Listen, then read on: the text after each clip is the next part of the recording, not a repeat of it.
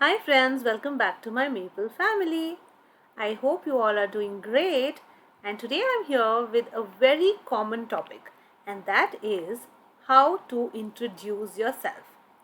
तो पहले तो friends, even if you're going for your IELTS exam or if you're going for any other company interview, you will surely be asked this one question, which is how to introduce yourself. तो अगर आप जानना चाहते हैं कि what is the right way of introducing yourself तो बने रहिए इस वीडियो की एंड तक and let's get started.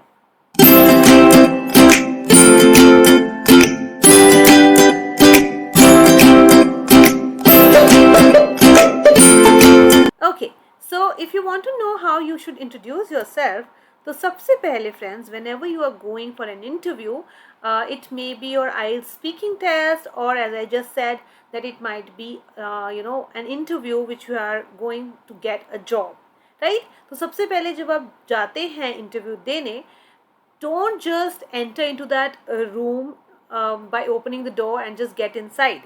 That will show your personality. You are being judged by the interviewer from the time you enter the room for the interview till the time your interview is over.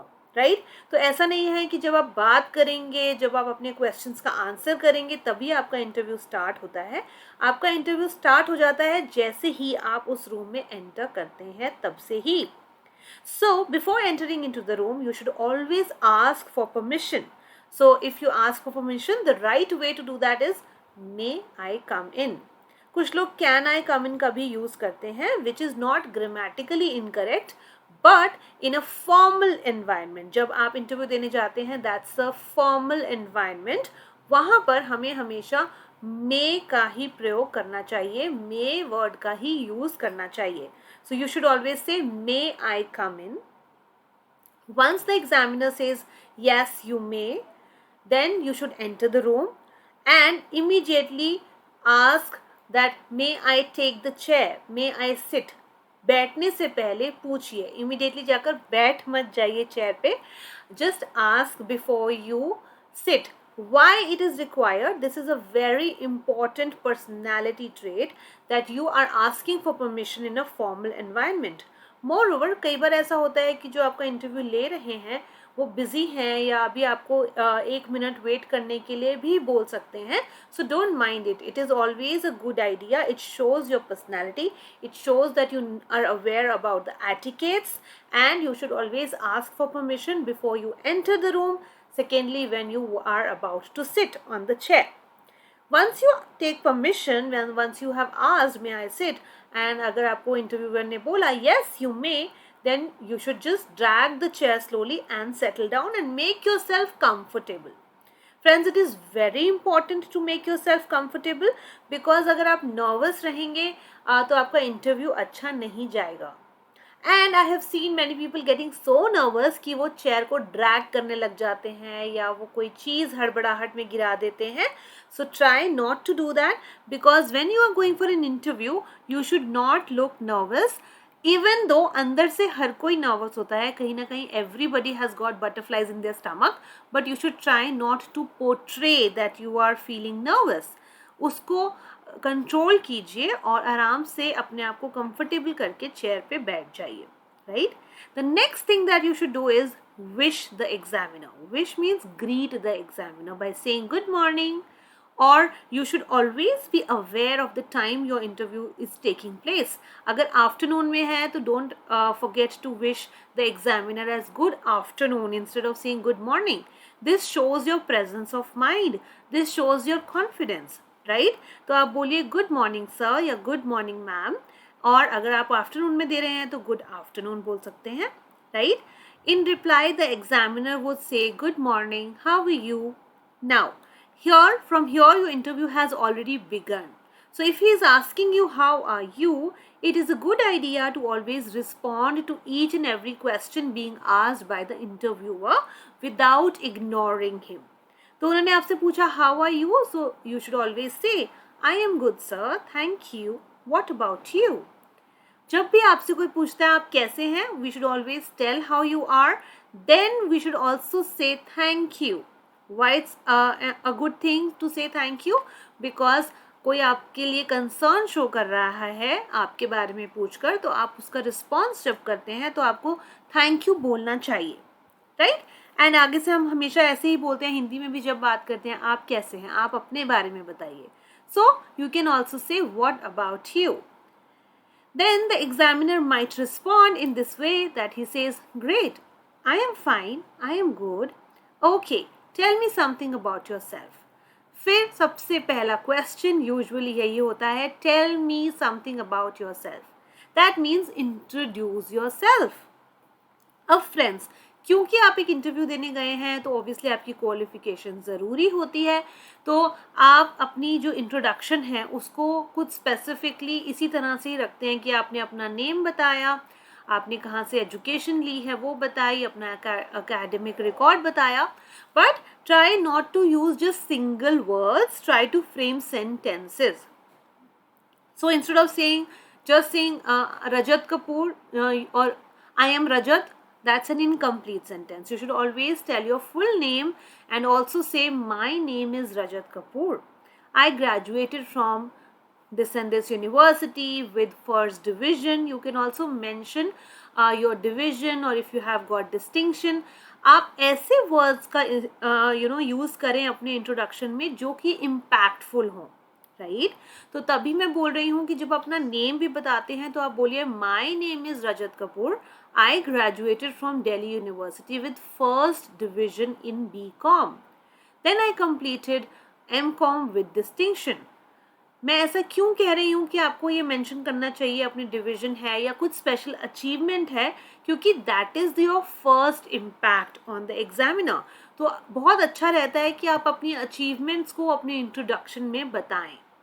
Okay, and because अभी जैसे हम ये scenario ले रहे हैं, यहाँ पे maybe एक जॉब इंटरव्यू चल रहा है, तो the person also can say that I also have 2 years of work experience in the finance department of XYZ organisation.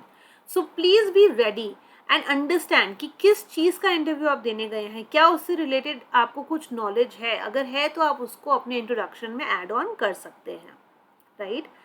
फिर एग्जामिनर यूजुअली इस तरह से बोलते हैं कि okay that's great, tell me something more about yourself. अपने बारे में कुछ और बताइए. इससे एग्जामिनर आपको ये कहना चाह रहे हैं कि जो नॉलेज आपने दी है मे बी वो आपके रेज्यूमे में ऑलरेडी थी या वो जानते हैं इतनी नॉलेज के बारे में, इसके अलावा अपनी क्या गुड क्वालिटीज़ हैं. तो इस सिनेरियो में friends you should always be prepared. Okay, सिर्फ एक इंट्रोडक्शन को रट्टा मारकर मगअप कर नहीं जाना है. आपको अपने बारे में जो भी आपकी क्वालिटीज़ लगती हैं, आपकी हॉबीज़ लगती हैं, उसके बारे में आप सेल्फ अवेयर हो तो ये बहुत अच्छा है. अगर आप सेल्फ अवेयर हैं कि आपको पता है कि हाँ मुझे ये चीज़ें करना अच्छा लगता है, उसमें आप देखिए कि क्या ऐसी चीज़ें हैं जो एग्जामिनर को इम्प्रेस कर सकती हैं. For example I would say कि examiner would love to know if you have ever been an athlete, या आप स्पोर्ट्स में इंटरेस्टेड थे या आप टीम प्लेयर थे, राइट? तो ये जो सारी क्वालिटीज़ हैं ये आप अपने बारे में एज सम एक्स्ट्रा इन्फॉर्मेशन हमेशा प्रिपेयर करके जा सकते हैं. तो अब आपने बोला कि okay apart from my qualification I would like to mention that I am a badminton player. I am very passionate about the game and love to play in my leisure time. अब आप देख सकते हैं यहाँ मैंने कोशिश की है कि अच्छी वोकैबुलरी का यूज़ करूँ, passionate, leisure time instead of my free time, right? और मैंने बताया कि okay I am a badminton player. अब friends it is very obvious, जब आपका इंटरव्यू हो रहा है it is all about you, right? तो जब आप इंटरव्यू दे रहे हैं, आप जो कुछ एग्जामिनर को बताते हैं उसी से रिलेटेड क्वेश्चंस वो आपसे पूछेगा. तो जब वो आपसे उसी से रिलेटेड क्वेश्चंस पूछेगा तो प्लीज़ ऐसा कुछ मत बोलिए जिसके बारे में आपको नॉलेज नहीं है. अगर आपने बोला आई एम अ बैडमिंटन प्लेयर, तो it is a good idea that you should know what badminton actually is all about, and if you can just recall any good players of badminton that would also be a great idea. क्योंकि उससे related आपसे question ज़रूर पूछे जाएंगे. क्यों?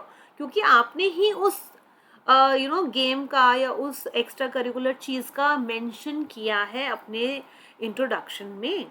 तो अगर आपने बोला कि आई एम अ बैडमिंटन प्लेयर, तो नेक्स्ट क्वेश्चन ये पूछा जा सकता है कि wow that's great, who is your favourite badminton player. अब ऐसे सिचुएशन में कई बच्चे कंफ्यूज हो जाते हैं, क्योंकि उन्होंने तो बस ऐसे ही बोल दिया होता है कि I love to read books, I love to watch English movies, और I love to play badminton, right, जबकि वो ऐसा करते नहीं हैं। It is just to make an impression. तो अगर आप इम्प्रेशन बनाने के लिए भी ऐसा कर रहे हैं, don't forget to you know just prepare yourself so that you can say something more about that passion that you are talking about, right? I hope this much is clear to everyone. Now let's talk about introduction checklist. Now you should understand that you have to be confident even if you are nervous within. Don't show it to the examiner. Try to be confident and don't play around with things. जब आप हाथ बहुत ज़्यादा हिलाते हैं या बहुत सारी चीज़ें गिराते हैं या फिर चेयर को गिरा देते हैं या बहुत तेज़ मूव करते हैं, तो वो आपका नर्वसनेस दिखाता है. So try not to do that. Next is speak the truth. जब भी आप सच बोलने की कोशिश करते हैं तो हमेशा कॉन्फिडेंट रहते हैं. अगर आप कोई चीज़ को थोड़ा बहुत मैन्युपुलेट कर भी रहे हैं अपने इंटरव्यू के दौरान, क्योंकि जॉब रिक्वायरमेंट उस तरह की है, मे बी आप कुछ एक्सपीरियंस को बता रहे हैं जो आपका एक्चुअल एक्सपीरियंस नहीं है, उससे रिलेटेड ही कुछ था लेकिन एक्चुअली वो नहीं था. If you want to manipulate a little bit, which obviously happens and that's the truth and I accept that कि ऐसा होता है बहुत बार इंटरव्यूज में, तो उसको भी पहले से प्रिपेयर करके आइए so that you don't feel nervous talking about it in front of the examiner. Okay, next is know your strengths and weaknesses. Strengths मतलब जो आप में क्वालिटीज़ हैं, जो आपको अच्छा बनाती हैं, वो ज़रूर आपको पता होनी चाहिए. उसी तरह से आपकी कुछ ऐसी weaknesses होंगी which would not sound like weakness, but you have to say something when this question is asked कि अपने बारे में कुछ आपकी weaknesses बताइए. तो आपको ये नहीं कहना चाहिए कि मेरे में तो कोई weakness ही नहीं है, मैं तो बहुत ही superb हूँ, right? हर किसी में कुछ weaknesses होती हैं. Try to figure that out. Try to find that out, right? तो अगर आप अपनी weaknesses जानना चाहते हैं, I'll make another video on how you should talk about your weaknesses, and you should be well prepared and know your strengths and weaknesses. Next is look towards the interviewer when you talk. जब भी आपसे कोई बात करता है उसकी आंखों में आंखें डाल के बात कीजिए, आंसर कीजिए. इससे ये पता चलता है कि आप सच बोल रहे हैं और आप कन्विंस करना चाह रहे हैं सामने वाले इंसान को that you are telling the truth. If you are hiding your eyes, if you are looking around somewhere else, you are sitting there with slouched shoulders, then that shows that you are not confident. Okay, so always talk to the interviewer by looking towards him or her. Next is, as I am telling this again and again, that you should be prepared for your interview. Prepare means just sit in front of the mirror, talk to yourself, just introduce yourself properly. अपने सामने ही एक mirror रखकर आप बैठकर ये practice करके जाएंगे तो आप बहुत ज़्यादा कॉन्फिडेंट फील करेंगे while you are actually giving the interview, right? Lastly, I would just want to say that आपको इंटरव्यूअर को आप अच्छे लग गए, आप they want to hire you, but maybe at that moment they just tell you that okay, thanks for your time, we will get back to you soon. आप भी आगे से बोलेंगे thank you so much sir, it was so nice to meet you. हमेशा एक जब हम and करते हैं कॉन्वर्जेशन का तो आप इस तरह से एंड कर सकते हैं, it was nice talking to you, it was nice to meet you, it was nice to see you, right?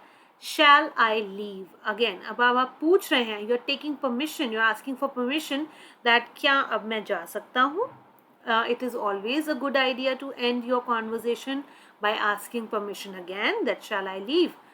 If he says yes, you may, okay, have a good day sir. You can just end your conversation by saying okay, have a good day sir. Then you politely get up from your chair, drag your chair back, get up, and while moving outside the room, अपनी chair को वापस table के पास लाकर खड़ा कर दीजिए, ना कि उसको धक्का देकर कहीं और ही पहुंचा दे, right? So don't do that because that is called that is also a very important part of your conversation. आपकी बॉडी लैंग्वेज आपकी पर्सनैलिटी को भी दर्शाती है.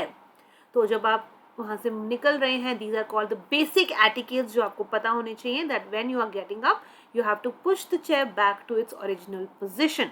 जहाँ पर वो चेयर रखी थी उसको वहीं पर ही पहुँचा दीजिए और उठते समय सिर्फ इतना बोल दीजिए, okay have a good day sir, okay, और आप पोलाइटली उस रूम से अपना सामान लेकर बाहर आ जाइए। जो भी आपके पास अगर कोई हैंड बैग है, don't forget your things there.